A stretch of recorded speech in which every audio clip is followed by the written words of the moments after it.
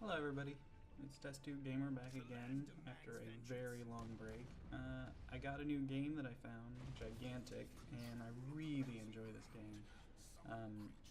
It's a online only multiplayer MOBA, I guess you could call it, but I don't know. It has a lot of different playstyles in it. There's shooters, there's melee combat. It's not really tower defense, it's point capture, but it's really intricate the way they did it. And the way it works is two teams start off with 0 points, and the more you capture, the more you will collect orbs that spawn throughout the map. So the first orb spawns on A point, the second one spawns on B, C, on so on and so forth. And so each team that controls a point gets that power when you collect that orb. So that's what you're fighting for. And so whenever the power reaches 100, you get to push an attack on the enemy guardian. So your guardian becomes powered up and he goes over, pins down their guardian, and then you shoot them and cause a wound, is what they call it. So it's pretty in-depth, very hard to understand at first, but it's pretty fun once you get into the heat of things. And so here I'm playing Voden, who is my absolute favorite character in the whole game. This was early on when I didn't know what I was doing, so I'm pretty bad, but you get to see kind of what the game has to offer anyway. So for me, so far I love the characters in the game. I haven't played all of them, but I've played probably maybe half the cast so far, and I really enjoy what they have to offer. The abilities in game are very interesting. No two characters are exactly the same, although you have certain characters that fill the same role. There's multiple tanks, there's multiple fighters, there's multiple ranged, although they all play dramatically different. There's a sniper in here, and I would say that Voden is a sniper, but there's a legit sniper in here called Imani. She deals a crap ton of damage, but she has almost no utility. So, and Voden has heals, he has the poison, which causes them to not be able to heal up. Just a lot of cool stuff like that. He also has an invisibility slash decoy, so like if you're getting focused, you push your Q, and then it sends out a decoy, and then almost everybody falls for it because everyone's really brand new. Because the game just came out on Steam, and that's what I'm playing it on. It's on Xbox One also, but it's kind of a cluster. They're trying to get the Windows Store to work, and nobody likes it. That's the ultimate. Oh, I should talk about that. So every single time you deal damage or heal anyone or do anything like that, you build focus, is what it's called in this game, but it's just ultimates. It's different games called different things, but it's an ultimate. And his is a root. It doesn't last very long unless you get multiple bars of focus. So if you get 2 times focus, it'll root them for 2. I think it's 5 seconds. I can't remember, 2 or 5.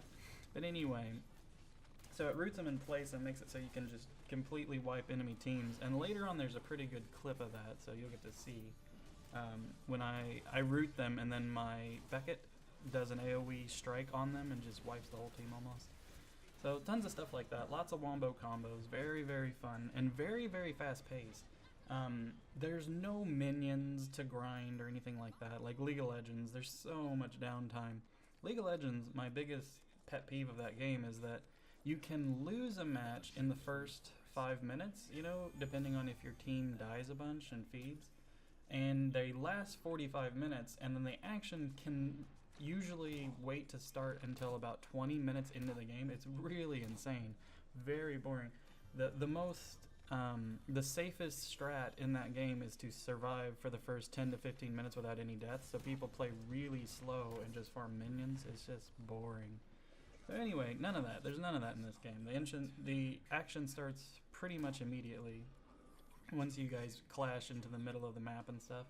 And what's great is it's on a timer. Because you have points, I should say, when you kill someone you get power for your guardian. And when you die you give power to their guardian, and vice versa. So you gotta watch out for deaths, and that's another way to collect power, but the orbs that spawn on these objective points that you create creatures, they will capture that orb power, and so it keeps the game on a timer. No game can go forever, because your guardian, depending on how much power you got versus how much they have, that's how much damage your guardian will do when he pins their guardian to the ground. It's really convoluted, but it makes a lot of sense once you get in game. So if you have 100 power and they have 20 power, it'll do their shield to the wound will only be 20 power. It's kind of hard to explain, but anyway, what that means is you only have to shoot the wound a few times and then you can cause the actual damage, and it's 3 wounds for victory, and that will kill the enemy guardian. So very well thought out. I love that. I guess the next thing I wanted to talk about was the visuals in game. It's not the best looking game, but it's one of those things where I feel like it's a nice, like it looks nice enough and it's very cartoonish, but I think that because it's highly stylized, it will last longer. That's kind of how World of Warcraft stayed relevant for so long. And League of Legends to a lesser extent, because it looked freaking terrible in the beginning and they remade it, you know?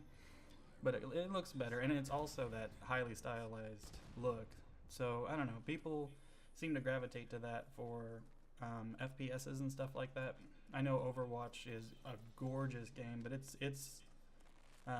doesn't try to look realistic or anything like that. And I think people appreciate that more because it can look better without causing too many computers to kill themselves trying to run it. So this game can run on almost anything. I will say the minimum system requirements are 6 gigabytes of RAM, which is pretty high for a lot of people. But whatever, it runs fine. It's locked at 60 FPS, so that's very weird. I don't know why they would do that. But anyway, and then the very last thing I want to talk about is the movement in game. So if you can see the HUD here, we've got 2 bars. One's the stamina bar and one's the health bar. And so the left one's the health bar, and that's, you know, if you reach 0, you die. And the right one is stamina. So stamina, very, very complicated, hard to explain, but once you understand it, it creates so many mind games, and so the manipulation of the stamina and making sure you have enough to do a fight or chase somebody down. So here's how it works. When you are not in combat, you can sprint and jump till your heart's content. It doesn't matter. When you're in combat, you can only sprint and jump a certain amount of times before your stamina bar drains. You can shoot forever. You can swing your melee sword forever, but it will keep you from regaining stamina. So movement is very, very, very important. Positioning and all that stuff. If you get surrounded by people without cooldowns and then your stamina bar is gone, you are going to die. So it's very important to not jump around and spam jumping or sprint to every fight when you're in combat. It's very important to manage that stuff. And you can see that new players, or I'm a new player, and I'm still getting the hang of it, but new players, they just jump, they don't care, they just jump for no reason, and you can kill them so easily.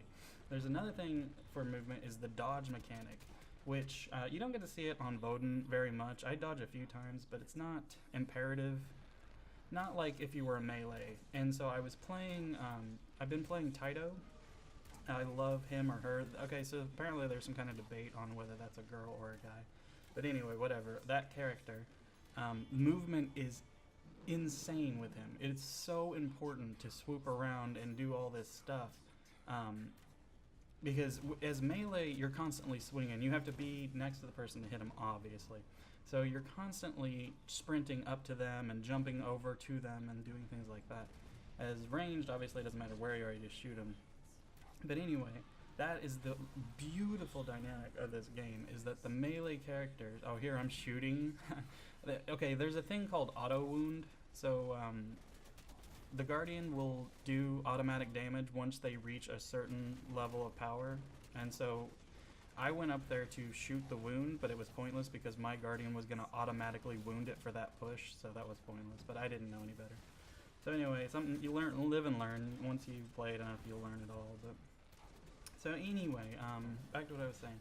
Movement in this game is if you have watched my videos for a long time, you know that I love Nosgoth, and particularly I loved the movement and combat in Nosgoth because it was melee versus range characters, which is similar to what this game is delivering. Not going to say it's the same, but it's similar. And so there's so much room for outplays, it's not even funny. The skill ceiling in this game is so ludicrously high, and nobody knows about this game right now. It's picking up. Like, I see, you know, threads and stuff on Reddit, and people are playing it more and more. That's cool. I really hope that it takes off because it deserves it. Oh my god, it deserves it. Here I fail, missing like 30 shots. But anyway, I really think this could be the next big thing because I'm pretty tired of League of Legends. That has run its course a long time ago. And watch, this is funny. See that decoy, and then I poisoned him and it got the kill. The decoy, everybody falls for that every time. He thought that I'd be low, and see, I just used the decoy, waited for him. I had teammates to support me and stuff, but that poison was enough to finish him off. And here I'm just running. Here's a thing that I despise about this game is the level up system. You start off with the same amount of HP every time. Your character has the same HP every time, and leveling up doesn't affect that.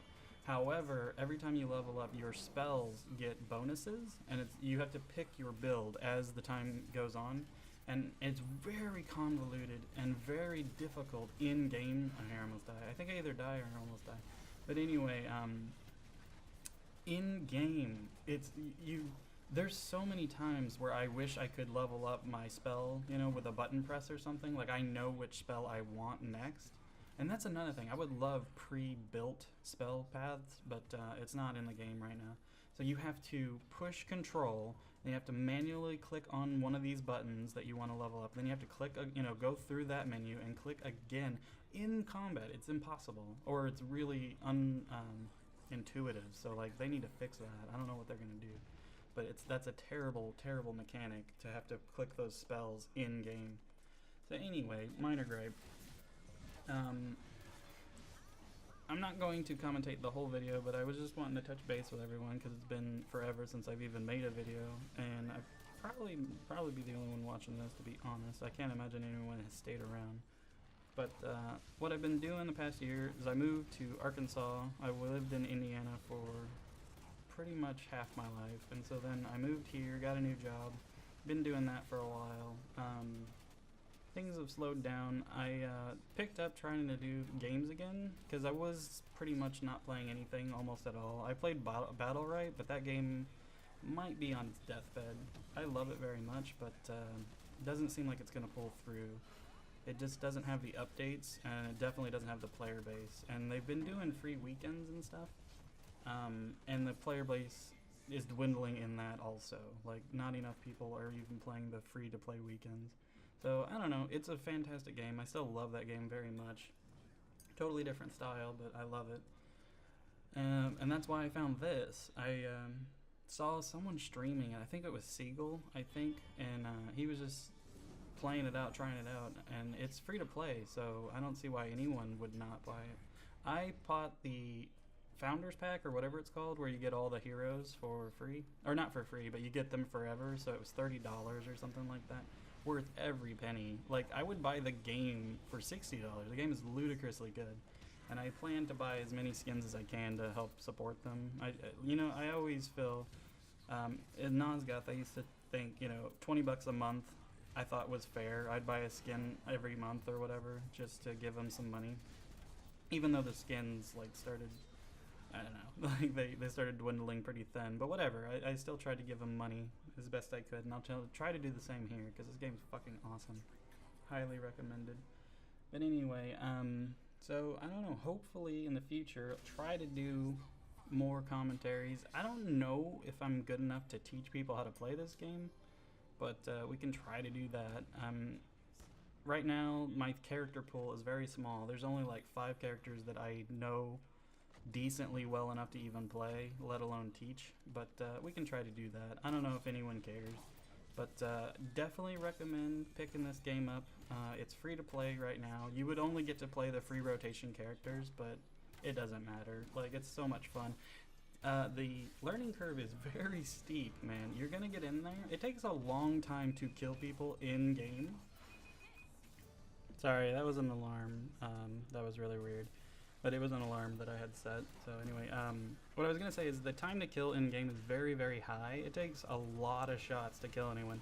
Basically, as Voden, I'm not trying to burst anyone down. I'm trying to spread as much damage as I can with poisons and pick off anyone that tries to run away with sniper shots. That's the role that I feel he fills the best. I wish he was more of a DPS, like, you know, an actual burster, but he doesn't really. He has other builds that allow for more. Oh, I don't know, like sniper combat kind of gameplay. I tried to save that guy, it didn't work. But anyway, he has other builds, but as far as like taking anyone out in any decent amount of time, it's just not there. But his survivability is insanely high. People fall for the decoy almost every time. His jump pad gets you so far away. People's aim is still really bad because everyone's really new, so you can just use the jump pad to get away almost every time. And so, oh, and that's, I should talk about that. That is summoning creatures, and then I upgraded him. You can see, and now he's helping us fight and stuff. And there's 3 different kinds of creatures that I have unlocked. You can get more, but anyway. The troll guy, or Cyclops I think he's called, he creates walls for that point so they can't just run in there. Very, very helpful. And then there's a healing one, he's like a tree or something, he heals you, heals your whole team over time. And then there's Cerberus. Cerberus is a dog or something, and he creates like a vision cone on your minimap where if anyone enters that, you can see them on the minimap wherever they are. And he also fights alongside you. The tree healing thing doesn't really fight. It does like a really crappy attack. It's almost pointless to do the healing thing if you can't defend that point. You have to defend the healing tree, otherwise it will die almost immediately. The Cerberus and the Cyclops can fend for themselves pretty well. They couldn't fight 5v1 or whatever, but they can fight off like 1 or 2 people for a pretty long time. You have to defend all the points, but the point is some are better than others. So anyway, the video's almost over anyways, but that's about all I have to say. I definitely recommend trying this out, and let me know if you guys want to see any more. So I'm going to take off. Have a good one.